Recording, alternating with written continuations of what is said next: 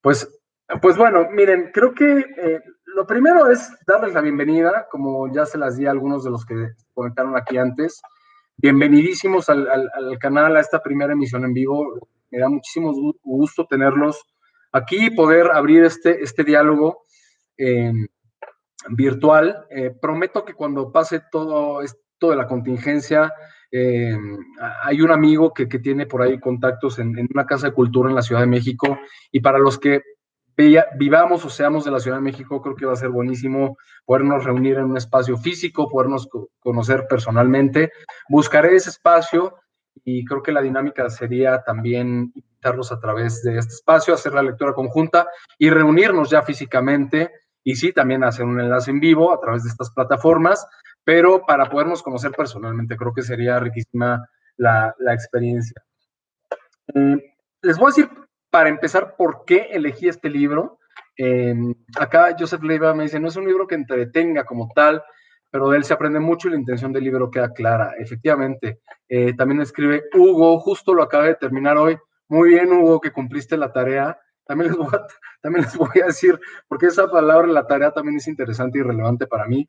Pero miren, cuando empecé este canal, yo me he dado cuenta que la mayor cantidad de vistas la obtienen los libros más clásicos, o esos libros que todo el mundo de repente se mete a buscar.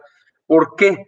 Porque los hemos oído en alguna vez, porque es una referencia, ¿no? Y a veces no los hemos leído, pero queremos conocerlos o queremos saber por qué otros los han leído o por qué es una referencia. Entonces, creo que ahí es cuando todos los buscamos un poco.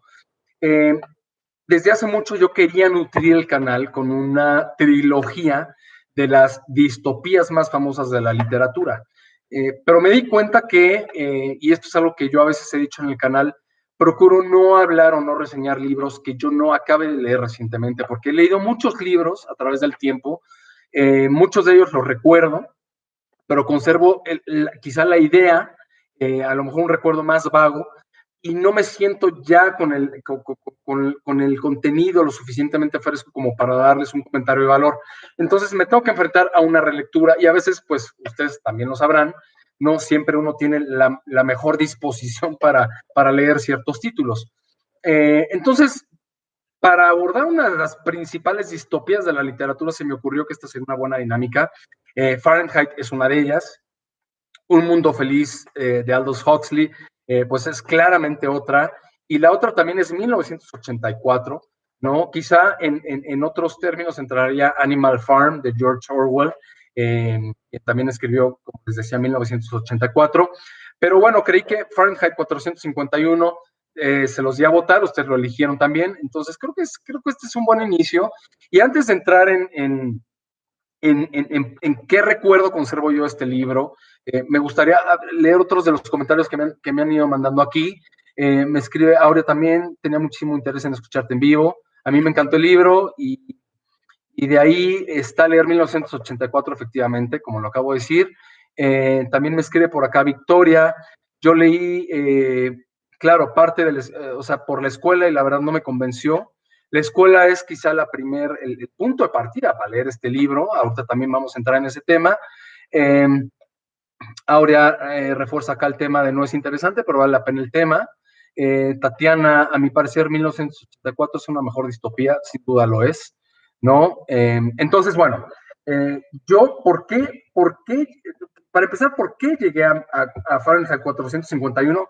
Creo que todo lector, cuando empieza a leer, pues hay libros que se convierten en referencia, ¿no? Hay siempre como un mapa, hay al menos como, ¿cómo decirlo? Pues sí, un mapa que nos va guiando por esos libros que tenemos que conocer sí o sí.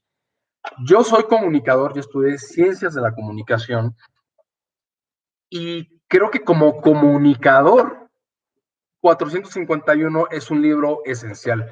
No recuerdo exactamente si es así o no, pero creo estar seguro que algún profesor por ahí con espíritu crítico, que es a lo que podría aspirar cualquier buen comunicador al menos, aunque ahora nos falte un poco de eso también, pero ese profesor, no sé, debió haber dejado 451, digo, Fahrenheit 451, ¿por qué? Porque es un libro que habla sobre la cultura de masas y la comunicación, la mercadotecnia, la publicidad, el control de una sociedad tiene mucho que ver con el control de masas y con la cultura de masas.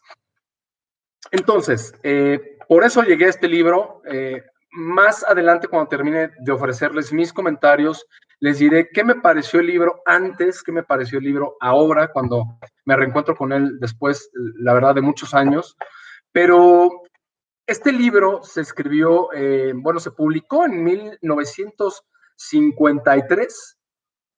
Era la era del senador Joe McCarthy, quien, si no lo sabían ustedes, pasó a la historia por sus investigaciones sobre supuestos agentes soviéticos infiltrados en el gobierno de los Estados Unidos. A partir de esta idea, ¿no? Que al parecer se coló en la mente, en la ideología del senador, pues él comenzó esto que se le llamó una cacería de brujas, que entre otras acciones incluyó precisamente la prohibición, la amenaza, que la verdad no tengo del todo claro si se convirtió en una realidad, de quemar todos aquellos libros procomunistas en los Estados Unidos.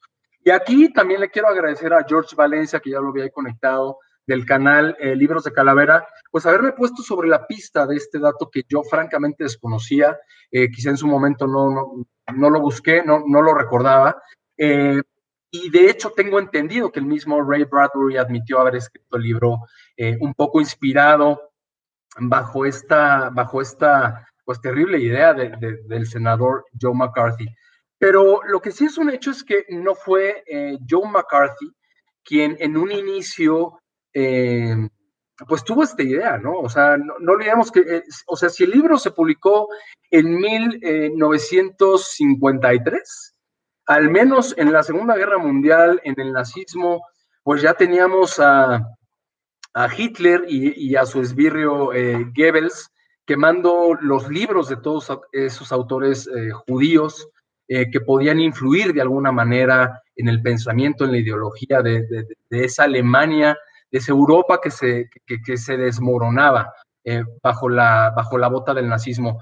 De hecho, y como les he venido platicando, terminé de leer recientemente El mundo de ayer de Stefan Zweig, que no es el tema de esta emisión, pero, o sea, creo que viene a cuento. Y lo que él describe es que él, habiendo sido fíjense, el escritor más traducido de Europa y muy probablemente del mundo a mediados de los 30, quizás hacia finales de los años 30, pues con el nazismo sus libros fueron quemados, su voz se apagó, su pensamiento se apagó para esa Europa. Entonces, la quema de libros no es una idea ni arbitraria, ni es una idea distópica, ni mucho menos. Es algo que realmente ha existido ahí como una amenaza principalmente al pensamiento y a la libertad de pensamiento también sobre todo, ¿no? Entonces, no diré que es necesario tener el contexto para entender este libro y quizá tampoco otros libros. De hecho, esa es una discusión de universidad. Yo me acuerdo que la tenía yo con mi profesor de literatura sobre la hermenéutica, ¿no? Porque muchos dicen que a veces es imprescindible entender el contexto en el que vivió el autor para entender el libro. Yo no creo que sea necesariamente así. Yo creo que un libro debe bastarse por sí mismo para explicarse a sí mismo. No sé, ahí también ese es un tema para discutir y seguramente que despertará opiniones diversas entre ustedes. Pero traigo este tema ahorita a la mesa porque sí creo que es interesante entender que por disparatadas que puedan parecer algunas de las ideas que plantea Bradbury en este libro, el valor de esta literatura y de prácticamente todas las distopías literarias es que efectivamente parten de un hecho absolutamente real, ¿no? Y que estos libros, estas ideas, estas palabras que han viajado en el tiempo a través de los libros, pues se convierten en una advertencia, ¿no? Para la sociedad, para quienes hoy podemos leerlas incluso, sobre lo que podría pasar bajo el supuesto de que se quemaran los libros o bajo el supuesto de que, como en el caso de 1984, nos observaran los gobiernos, o de que bajo el supuesto, ¿no? De que, por ejemplo, en un mundo feliz nos dieran una píldora para ser felices o para olvidar. O sea, ¿qué pasaría con la humanidad? Parece atractivo, ¿no? Parece atractivo vivir en una cultura de masas en la que nadie tenga un pensamiento libre, un pensamiento crítico, un pensamiento individual. Pero ¿qué pasa? ¿No? ¿Qué pasa con estas sociedades que realmente logran suprimir todo eso? Y precisamente es en eso en lo que se convierte Fahrenheit 451 a través de la, pues no sé si llamarla esperanzadora o desesperanzadora historia de Montag, este bombero dedicado a provocar incendios en vez de apagarlos, ¿no? Específicamente, un bombero consagrado a quemar libros y las casas de quienes en contra de la prohibición del sistema, pues se han arriesgado a leerlos, a tenerlos y a cultivarlos. Incluso por ahí vemos a un personaje que se ha aventurado a proteger su biblioteca entera. Y realmente creo que, perdón, le voy a dar un traguito a mi copa de vino, no sé qué tengan ustedes a la mano, pero no se me seca la garganta. La trama creo que es bastante sencilla. Digo, para las personas que a lo mejor no leyeron el libro, un día al salir o al volver de casa, la verdad es que no lo recuerdo, no es tan relevante eso para la trama, pero Montag, este bombero, se topa con una niña llamada Clarice, que a través de una conversación, pues aparentemente trivial, despierta en él dudas, pues de índole existencial. Y lo mejor es que todo esto lo hace a través de una manera súper sencilla, súper, ¿cómo decirlo?, ingenua, a través de una simple conversación y a través de preguntas que uno podría haberle hecho a un niño. ¿Es usted feliz?, le pregunta. ¿Alguna vez usted, Montag, se ha atrevido a leer uno de los libros que quema? ¿Es cierto que hubo una época en la que los bomberos, en lugar de encender incendios, se dedicaban a apagarlos? Entonces, esta conversación, además, creo que le sirve al personaje no solo como un cuestionamiento, sino que también le ayuda a recordar esos placeres simples, esos placeres olvidados, que además a uno como lector nos ayudan a irnos situando en el contexto y en el universo en el que se está desarrollando la trama. Para empezar, es una conversación al aire libre, que aparentemente está prohibida. Es una conversación de noche, ¿no? Que al personaje le resulta completamente refrescante, ¿no? Y creo que ahora, precisamente en los tiempos que estamos viviendo, este tipo de, pues no sé, la conversación afuera, eh, la conversación uno a uno con otras personas se ha convertido en algo verdaderamente entrañable, en algo que uno añora. Y no sé, fue una de las primeras cosas que después de haber leído mucho tiempo el libro me empezaron a conectar, lo cual es súper positivo porque quiere decir que el libro resulta de alguna manera atemporal, que es lo que hace creo que toda buena distopía o todo buen libro al final del día, ¿no? Déjenme detenerme aquí un poquito, veo algunos otros comentarios. George Valencia, Ray Bradbury solo había leído hace muchos años La Feria de las Tinieblas y El Hombre Ilustrado. Yo también por ahí lo tengo, ahorita voy a hablar un poco de él. Que fuera un libro obligatorio, pues sí, creo que, o sea, totalmente, debería de serlo así. Actualmente nos entregan un exceso de información acerca de todo, pero con nada de profundidad. Es otra de las cosas, ¿no? Esta escena entre Clarice y Montag.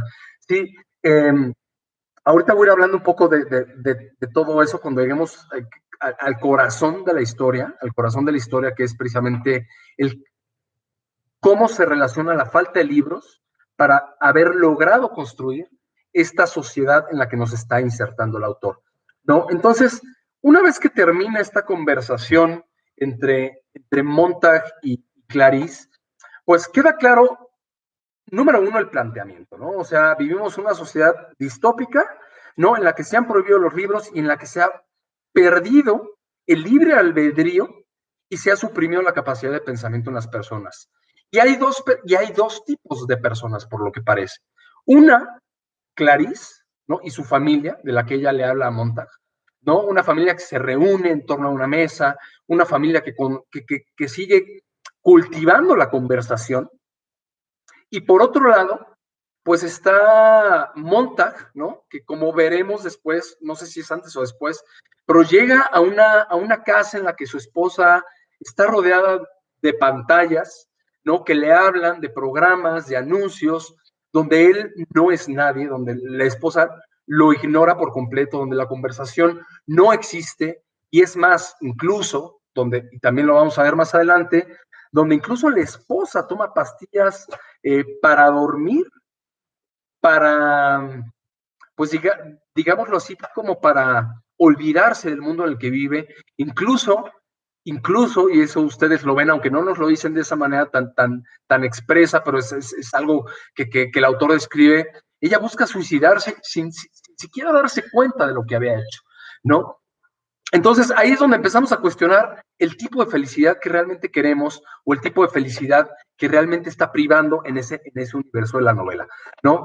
Siguiendo las notas que tengo aquí, porque tomé algunas notas precisamente para ir estructurando esta conversación, creo que efectivamente, pues más allá de la trama, yo siempre sostengo que la trama, pues solo sirve como vehículo al autor para envolver, para esconder un poco su mensaje. Creo que aquí lo interesante es la diégesis o es este universo en el que ocurren las cosas dentro de la novela, ¿no? Entonces, como lo hemos venido diciendo, creo que se trata de una sociedad o de un mundo, al parecer, ¿no? Porque eso es lo que vamos viendo y vamos descubriendo, sometido a las leyes del consumo, ¿no? A un mundo que está oprimido por la tecnología. Y esto es angustiante, porque es una tecnología que alcanza su máxima y más cruel expresión en este perro mecánico que era capaz de oler los libros y inyectar con esta aguja pues macabra, ¿no? No sé si llamarla macabra, y matar y aniquilar a las personas que eran poseedoras de un libro. De hecho, este perro, que yo la verdad no recordaba en la trama, pues me recuerda muchísimo a uno de los últimos capítulos de Black Mirror. No sé si lo habrán visto por ahí en una de sus últimas temporadas. Es un capítulo en blanco y negro de perros mecánicos que terminan acabando con la humanidad. Es una cosa loquísima, pero fíjense, Bradbury ya había visto esto antes, ¿no? Entonces, estamos también ante un mundo eh, que, eh, que domina, ante un sistema que gobierna por completo los medios de comunicación, capaces de convertir la persecución de Montag, como seguramente recuerdan, y la ejecución de un ser humano en un reality show, porque eso es en lo que se convierte la persecución del falso Montag, como resulta ser. Pero fíjense, Ray Bradbury ya describía ahí lo que era un reality show, ¿no? Un mecanismo de distracción, un mecanismo para alejar a la sociedad o para, es más, déjenme ir un poco más allá, para venderle a la sociedad, ¿no? Algo completamente, ¿cómo decirlo? Era como vender como entretenimiento algo que resultaba absoluta y totalmente cruel, ¿no? Que era el sometimiento de las personas. ¿Y qué relación encuentra eso con la sociedad en la que vivimos hoy? Sociedades regidas por el reality show, pues eso se los dejo a ustedes. Yo, la verdad, no soy muy de reality shows, pero se los dejo a ustedes, ¿no? Estamos también ante un mundo en el que la interacción física entre las personas, al igual que la conversación, como ya se los decía, pues ha sido reemplazada por encuentros virtuales carentes de todo contenido, carentes de todo afecto. Y aquí también hago una pausa, ¿no? Porque creo que ahorita es súper interesante ver cómo, si bien desde hace tiempo, la interacción a través de la tecnología, incluso lo que estamos haciendo ahorita, o sea, no crean que lo pierdo de vista, eh, pues ya estaba presente, ¿no? Creo que, digo, ahorita yo en lo personal y ustedes a través de sus comentarios estamos tratando de dotar contenido, de un contenido interesante todo esto, pero lo que nos vende el libro es que, pues, a la esposa de Montag se le iba en conversaciones, en chismes, pues sí, en el gossip, ¿no? Como le llaman, en el chisme más absoluto, y eso era lo que llenaba sus días. Hoy la interacción a través de la tecnología creo que ha ido evolucionando, pero fíjense, y aquí vuelvo a lo mismo, independientemente de lo que hayan podido pensar del libro, la visión del autor es extraordinaria. O sea, todo el mundo que estamos viviendo ahorita ya estaba contenido en las páginas de este libro, ¿no? Creo que eso es también lo brillante y algo que no podemos ignorar sobre el autor. También, no quiero dejar de lado, estamos ante un mundo de autómatas, ¿no? Que creen ser felices, como la esposa de Montag, y sin embargo recurren a estas píldoras para poder dormir y para poder olvidarse de su realidad. Eh, Incluso estamos en un mundo en constante guerra, ¿no? Creo que la guerra va siendo un ruido de fondo atrás. Nunca sabemos contra qué pelean, nunca sabemos contra qué combaten, nunca sabemos si realmente es el país o la ciudad en la que vive Montag la que está en guerra o si es el mundo, pero sabemos que hay una guerra de fondo y creo que eso genera un poco más de angustia como lectores y ciertamente los personajes.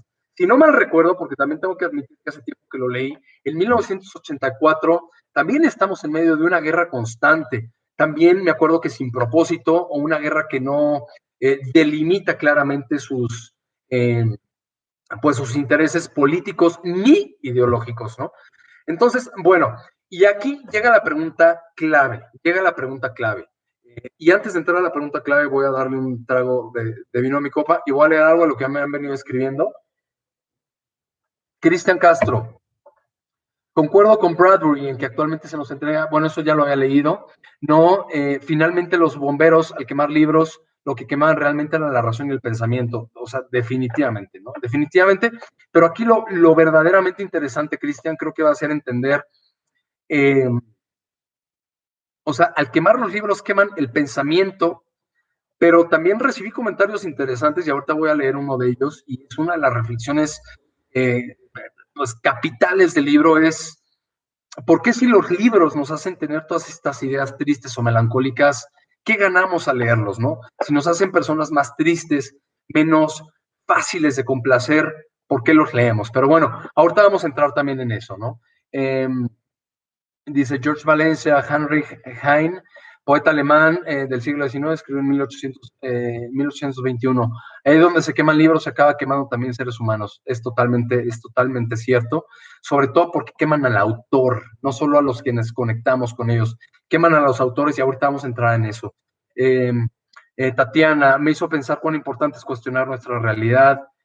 Hugo, me parece lejana la distopía por el tema de Internet, pero desconozco cómo era el tema de Internet en el momento en que lo publicó. Hugo, yo creo que o sea, más bien Internet no existía en ese momento, o sea, no existía.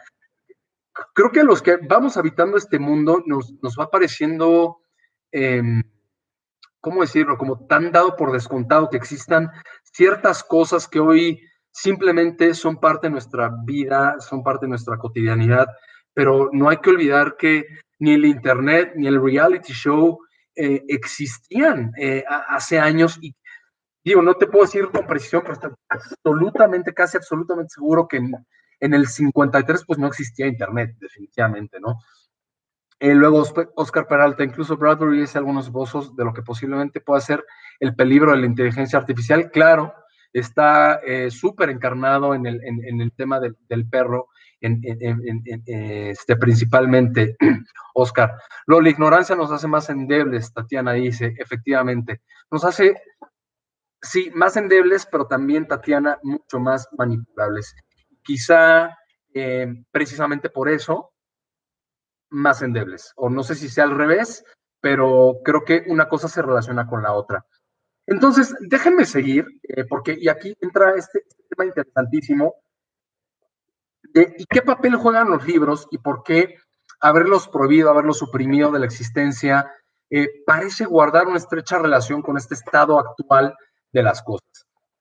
Y aquí quiero hablar de este personaje, que es Beatty o Betty o Biri, no sé cómo se pronuncia realmente, o sea, la verdad ahí creo que la ortografía del nombre es un poquito complicada o sea, de pronunciar, pero es este temible jefe de montaje en el departamento de bomberos, ¿no?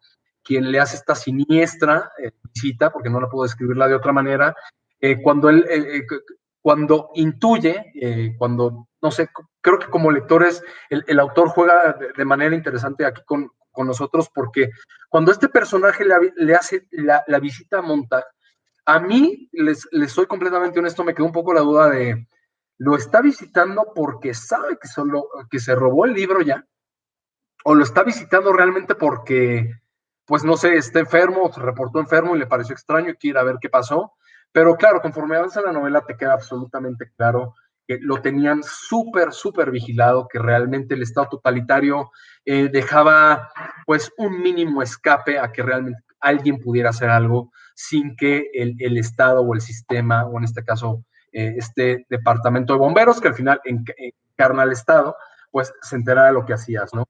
Entonces, este diálogo es súper revelador y también quiero admitir aquí que empecé a leer el libro y hasta que no llegué a este capítulo, me sentí nuevamente enganchado por la idea, porque creo que es el primer punto argumental, el primer punto argumental que es evidente y es claro en el libro y nos dice por dónde va todo, ¿no? Y quizás es uno de los capítulos más brillantes y es el que le da, desde mi punto de vista, junto con el último, junto con el cierre del libro, al libro todo su sentido de ser y quizá es la razón por la que se ha convertido, más allá de la premisa, en un libro que ha trascendido el tiempo independientemente de lo que podamos opinar ustedes e incluso yo, por supuesto, ¿no? Entonces, es el temible temible jefe de Montag en el departamento de bomberos, quien nos da la respuesta de la relación que guarda el mundo que actualmente impera y la supresión de los libros, ¿no? Entonces, y él lo explica, dice, en un mundo que aspira constantemente a la simplificación sistemática, y ojo de todo, me parecería interesante que vayan siguiendo cómo todo esto que le estoy diciendo guarda una relación con el mundo que estamos viviendo actualmente.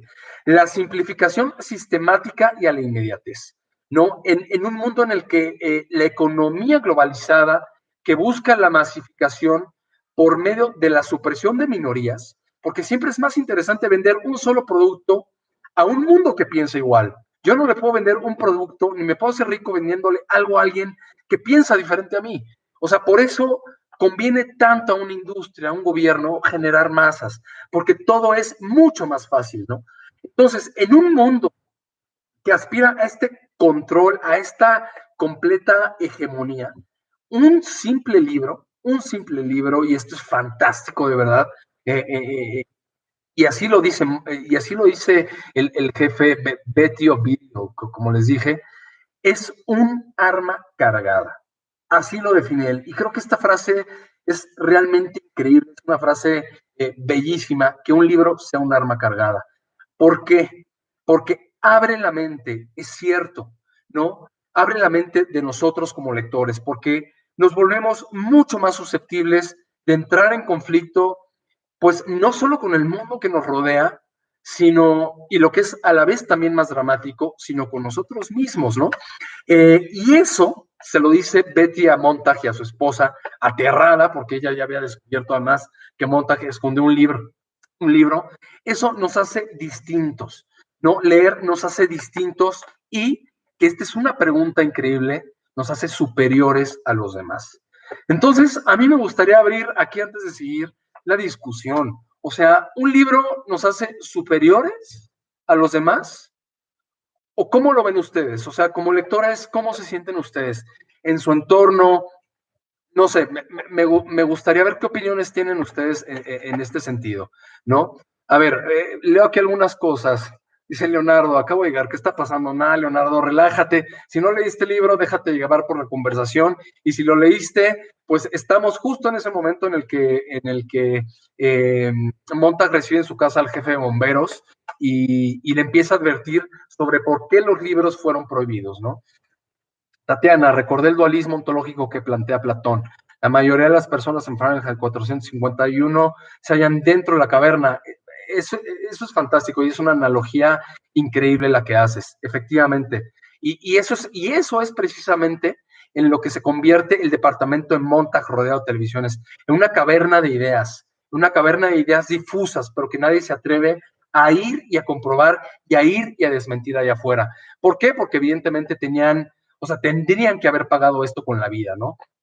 Luego, Hugo, recuerda que había algo en la ventanilla de ventilación. Sí, exactamente, exactamente. También los libros, ¿no? Escondidos ahí. Lucas, acabo de llegar, me perdí media hora. Lucas, ¿qué pasó? ¿No te sirvió ahí la campanita o qué? Odette, se me hizo interesante lo que mencionaste de por qué leemos historias melancólicas. Me gustaría escuchar tu opinión. Es que ahorita te lo voy a dar y no necesariamente quiere decir que leamos historias melancólicas. Creo que va más, Odette, en el sentido en el que cuando leemos nos encontramos con ideas y esas ideas eh, florecen dentro de uno, ¿no? Y a veces en ese en ese como despertar de ideas, uno al ser mucho más reflexivo, pues se vuelve mucho más sensible a otras cosas y eso nos puede convertir en personas melancólicas, ¿no? Y creo que es un poco la discusión, porque este personaje siniestro, eh, dice que los lectores nos volvemos, o en el mundo de la novela se vuelven superiores, ¿no? Incluso tristes, melancólicos, pero superiores. Y a mí se me hace una idea súper interesante, ¿no? A ver, Felipe Cabrera, es muy buen libro. Saludos desde Viña del Mar, Chile. Felipe, encantado de tenerte por acá, qué gusto.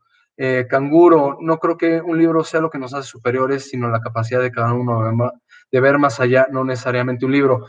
Ok, Canguro, estoy de acuerdo, pero también me parece interesante saber, y es un tema, creo que los principales que me gustaría plantearles aquí es si una persona que no lee, no lo sé, es una duda, la verdad es que no tengo la respuesta, si una persona que no lee realmente tiene esa capacidad de ver más allá.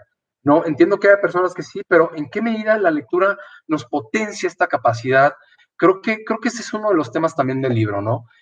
Por acá nos mandan saludos desde Colombia, María Carmenza, qué gusto, María. George, creo que los libros nos dan una perspectiva más amplia acerca del lugar que ocupamos. Efectivamente, también nos otorga pensamiento crítico. No nos hace más que otros, pero nos da más herramientas a varios niveles. Totalmente de acuerdo. Leonardo, pues yo creo que en algún momento en nuestras vidas llegamos a tomar dice, la recolección de conocimiento con cierta soberbia intelectual, ya que nos da un poquito más de panorama, de un entendimiento un poquito más de panorama. Sí, que también eso es lo que ya decide hacer uno con el pensamiento, ahí están los egos, ahí está la soberbia, ¿no? De creerse superiores eh, por saber un poco más que los demás. Es totalmente cierto, estoy de acuerdo. Creo que lo mejor es no caer en la arrogancia, ¿no? Porque si no, también corremos el riesgo de desalentar a otros, de que otros piensen de que al leer te conviertes en esta persona arrogante y soberbia. Y creo que no es necesariamente cierto, ¿no? Eh,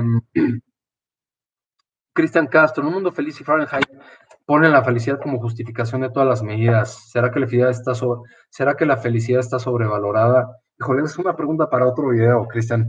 Creo que es totalmente cierto. La felicidad está sobrevalorada. Eso es definitivo. Pero como te digo, creo que eso nos puede dar para otro tema. Y bueno, en fin. Voy a seguir, ¿no? Aquí siguiendo mis notas y retomando el tema de si al leer nos hacemos superiores, no sé si superiores, pero creo que sí nos hace distintos. Y a los estados totalitarios, como les decía, eh, a estos estados que aspiran al control y a la masificación, pues no les conviene nunca tener a hombres tristes o melancólicos que se preguntan y cuestionan. ¿Y por qué? Porque nos abre los ojos y es precisamente esto que he estado leyendo en sus comentarios. Y creo que todos coincidimos, esto nos abre los ojos a una realidad distinta que también, y eso es absolutamente cierto, pues no siempre es alentadora.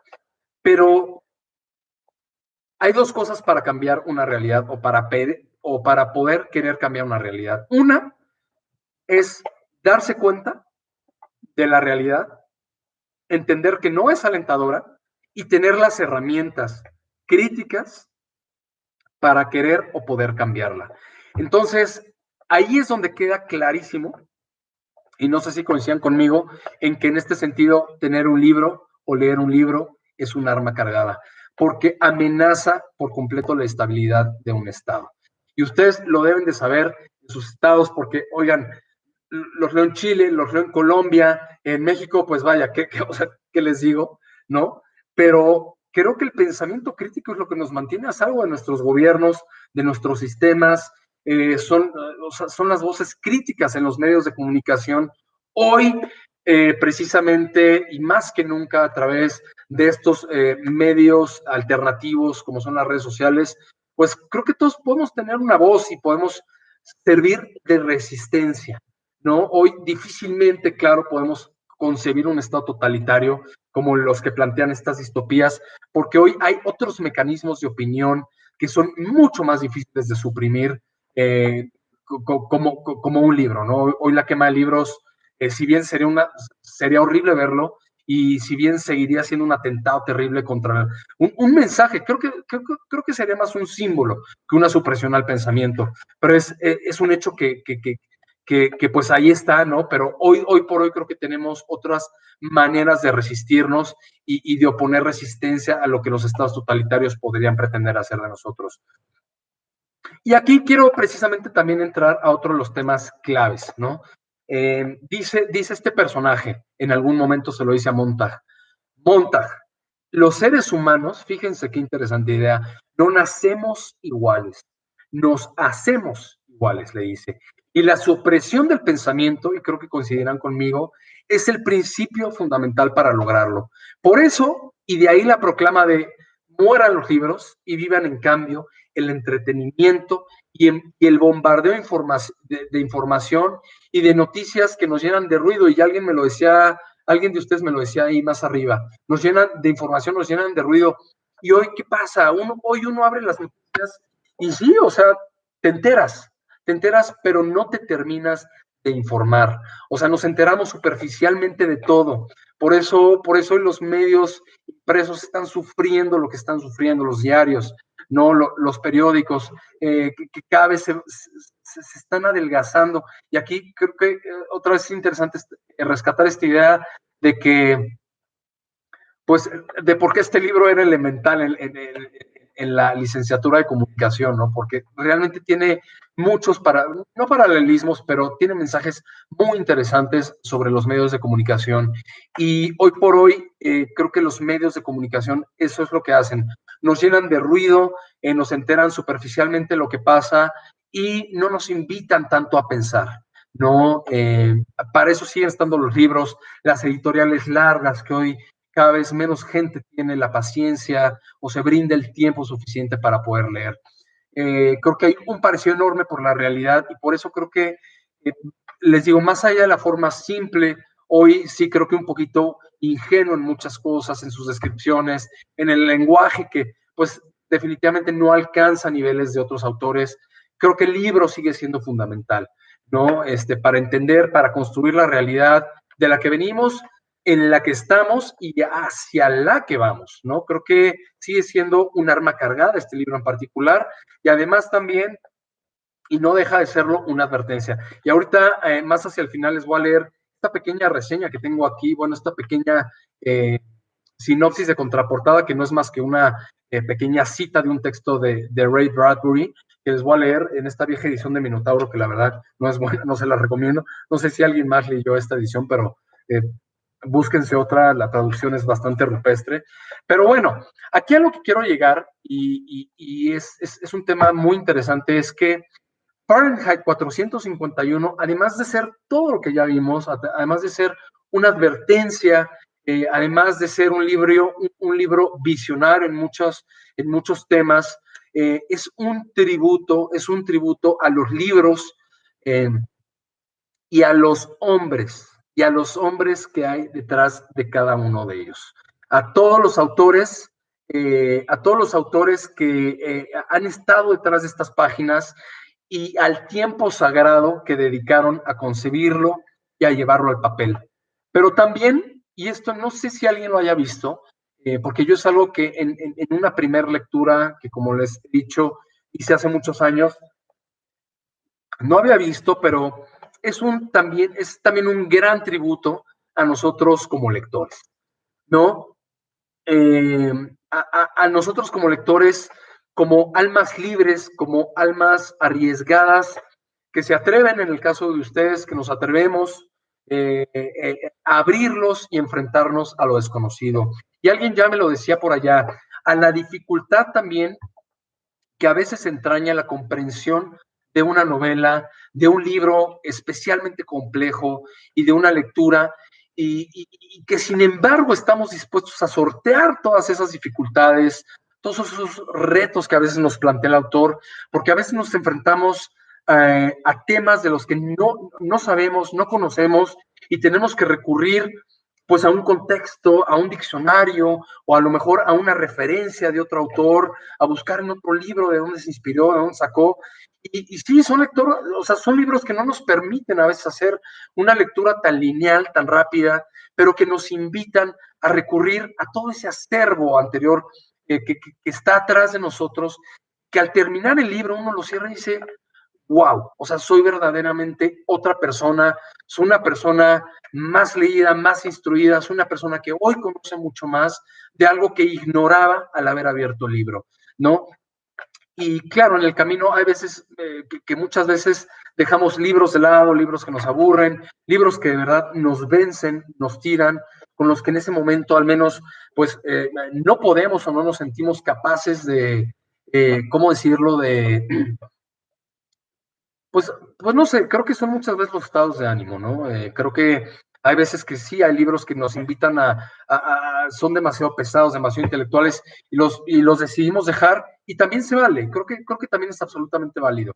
Pero al final de cada libro creo que siempre hay un obstáculo que logramos vencer, ya sea el del tedio, ya sea el del intelecto, ya sea el del conocimiento, y creo que Fahrenheit 451 es también un tributo a todos nosotros en ese sentido, y además esto queda súper, súper reflejado en esta etapa final del libro, cuando Montag llega con estos vagabundos, con estos parias, con estos exiliados como él, que viven en las afueras de la ciudad, afuera en el bosque, ¿no? Y es súper interesante. Ahí está este personaje que se llama Faber, ¿no? Que le abre las puertas a Montag, él junto con todo su grupo, y le comparten algo de ese fuego. Y no sé si alguien más haya visto también esta analogía, no, creo que es una analogía, es más bien una metáfora del fuego, ¿no? Que le comparten, al que él se acerca a calentar sus manos después de haber salido de ese río, ¿no? De haberse encontrado con la nada, con la noche, con la oscuridad. Pero es ese fuego, ¿no? De estas personas que han encendido, que queda clarísimo que son puros intelectuales, reunidos, también perseguidos, ¿no? Pero creo que el fuego es ese fuego, es el fuego del conocimiento, es el fuego de lo que ellos conservan en su interior, ¿no? Y todos ellos, es curioso, creo que quizá como nosotros un poco, no sé cuántos de ustedes vayan a compartir o no esta idea. Oigan, veo que hay muchos comentarios aquí, ahorita los voy tomando, pero quisiera terminar ahorita el comentario del libro. Muchos de estos seres anónimos que vemos al final en torno al fuego, acompañados de Faber y de Montag, pues al igual que muchos de nosotros como lectores, parecen hombres solitarios, parecen hombres silenciosos, hombres reflectivos y discretos, pero súper importante, súper importante. Son hombres que aparentemente no necesitan nada más. Son hombres satisfechos, creo que como me atrevería a decir que un buen promedio de lectores, ¿no? Satisfechos con lo que llevamos dentro, a los que nos basta que nos acompañe lo que tenemos aquí, que no necesitamos tantas veces del entretenimiento, de la televisión, ni del ruido para sentirnos acompañados. Creo que es algo, es eso que llevamos dentro, que es lo que nos ilumina aún en las horas asiagas y en las horas oscuras, ¿no? Y para muestra, pues baste, por ejemplo, este encuentro que estamos teniendo aquí, que lleva ya casi una hora, increíble cómo se ha pasado el tiempo, ¿no? Que nos está alumbrando, que nos está acompañando, que nos está permitiendo conversar, interactuar, aún en estas horas, pues digámoslo así, de angustia allá afuera, creo que a nivel global, ¿no? Entonces, creo que eso es algo fantástico, ¿no? Creo que para los lectores, nuestro fuego, y no olviden que Montag era un bombero, ¿no? Creo que para los lectores nuestro fuego es precisamente eso que hemos leído.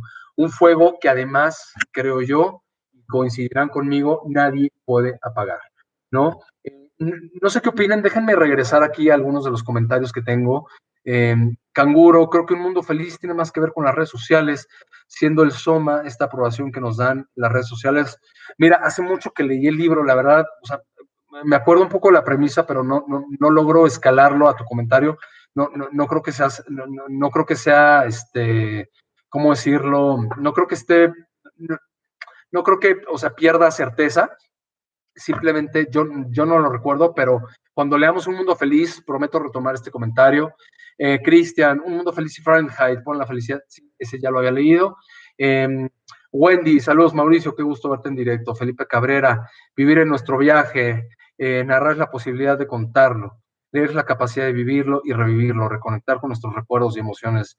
Sí, qué bonito pensamiento, Felipe, te lo agradezco mucho, es totalmente cierto. Tatiana, siguiendo con la analogía, leernos cerca a la caverna nos entrega la libertad intelectual. Así es. Y siempre tiene un precio, ¿eh? Oscar, quiero hacer una comparación que quizá en teoría parezca alejada, pero el libro me recordó mucho a la película Matrix, el viaje hacia la verdad y el cuestionamiento de todo lo que nos rodea. Y es que, ¿sabes qué, Oscar? Ese es el pensamiento crítico. A mí me parece súper interesante el pensamiento crítico, por eso nos dejaron leer este libro en la universidad. Mi mejor profesor, me acuerdo, nos dejó leer este libro de René Descartes, en el que se plantea ¿cómo era? Pienso, luego existo. No sé si estoy diciendo una tontería, pero era este principio en el que se cuestiona, en principio, todo lo que le rodea, ¿no? Y creo que de ahí parte el pensamiento crítico. Hugo, ahora lo que hay en la mayoría de los medios es lo que jale más clics y como dice Platón, los sabios hablan porque tienen algo que decir, los tontos porque tienen que decir. Sí, es verdad, Hugo. Así es. Lucas Toti, ojalá haya más videos en el canal, pues sigo muchas las recomendaciones de algunos libros, de estos libros que aparecen y no conocía. Claro que sí, Lucas, esa es la intención, seguir poder compartiendo con ustedes. No, María, estoy de acuerdo. El estado de ánimo influye muchísimo en nuestra meta para saborear un libro. Qué buen conversador eres. Gracias, María. No, pues a ustedes, de verdad que aquí mi comentario, mi reflexión del libro, creo que termina ahí. ¿Qué encontré ahora en este libro que no había encontrado antes? Creo que es un libro, como lo hemos venido diciendo, creo que ustedes coinciden, creo que es un libro muy básico. Hay ideas muy elementales que ahora me parecieron un poquito, pues sí, eso, elementales, ¿no? Que me costó trabajo engancharme con ellas, pero sí me quedó claro por qué en algún momento alguien me lo dejó leer y por qué hizo sentido para mí hace muchos años. Hoy lo que me encuentro, y déjenme leerles este párrafo, porque eh, no quiero que se aburran, pero es muy interesante. Es una cita seguramente de algún artículo que sacó Ray Bradbury en algún momento, en alguna revista, en algún medio que hablaba de su libro. Y dice, fíjense porque van a ver a lo que hemos llegado ahora. Dice, mientras escribía Fahrenheit 451, pensé que estaba hablando de un mundo que aparecería dentro de 4 o 5 décadas. Pero hace solo 4 semanas, una noche en Beverly Hills, un hombre y una mujer se cruzaron conmigo paseando un perro, ¿no? Escena cotidiana hoy en día, ¿no? Y dice, me quedé mirándolos absolutamente estupefacto. La mujer llevaba en la mano un aparato de radio del tamaño de un paquete de cigarrillos con una antena que temblaba en el aire. ¿Qué tal, eh? Unos alambrecitos de cobre salían del aparato y terminaban en un conito que la mujer llevaba en la oreja derecha. Obviamente está escribiendo unos audífonos, unos Walkman. No, a lo mejor, digo, no sé sus edades, pero antes del iPod, antes del Discman, pues estuvo el Walkman, ¿no? Un aparato efectivamente, quizás así más grande que que un paquete de cigarrillos, pero es evidentemente eso a lo que se está refiriendo. Pero esto es lo más interesante. Allí iba ella, ajena al hombre y ajena al perro, prestando atención a vientos y suspiros lejanos, a lo que le llegaba por el oído, a gritos de melodrama, sonámbula, mientras el marido, que podía no haber estado allí, la ayudaba a subir y bajar las aceras. Esto no era ficción, era un hecho nuevo en una sociedad que está cambiando. Y el presente obviamente se corresponde a la época en la que él publicó el libro.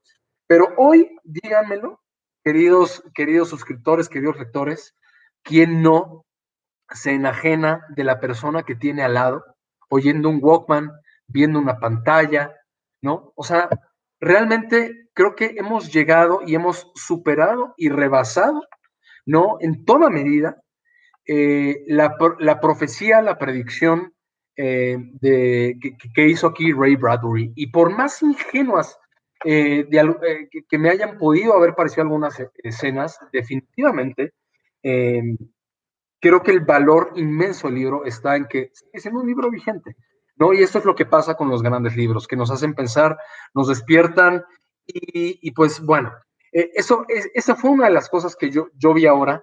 La otra que les quería compartir es precisamente esa, la de que, más allá de la cultura de masas y todo, que a lo mejor en algún momento vi con el ánimo de comunicólogo que empezaba a formarse, ¿no? Vi este tributo a los lectores, este tributo a los autores, que le rinde sobre todo al final en el capítulo final, cuando se encuentra con este núcleo de intelectuales que guardan estos libros, que se van repitiendo, que de alguna manera en su memoria van guardando, esperando que llegue un futuro mejor en el que ellos puedan volver a escribir o reconstruir estos libros y así salvar o más bien brindarle a la humanidad nuevamente todos aquellos contenidos, todos aquellos libros, obras de arte que en algún momento se perdieron, ¿no?